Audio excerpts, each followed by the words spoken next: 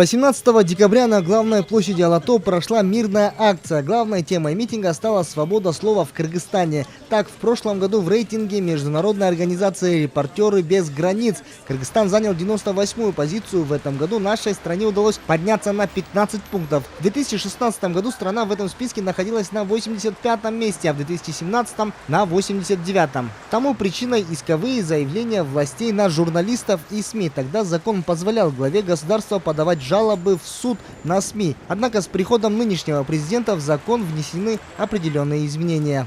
С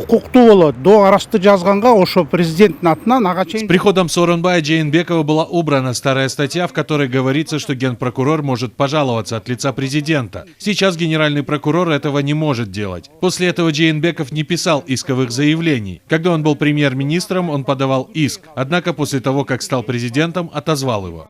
По мнению Кубана Мамбеталиева, свобода слова в стране позволяет развиваться ей. Результаты, достигнутые за последние 10-15 лет, это непосредственно результат свободы слова. Специалист отметил, что и журналисту нужно всегда помнить об ответственности.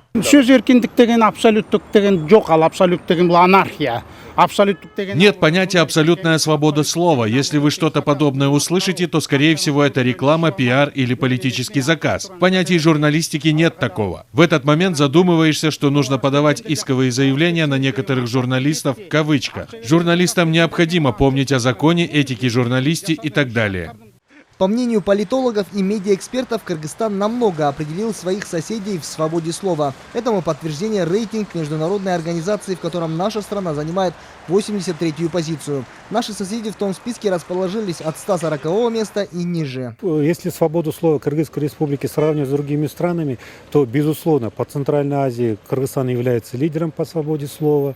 А если сравниваем с Турцией, с Турецкой республикой и рядом других стран, то, безусловно, да, состояние со свободой слова в Кыргызстане намного лучше. Если сравниваем, например, с США, попробуем сравнить, то опять-таки у нас можно высказывать те вещи, за которые в США давно уже дали бы тюремный срок.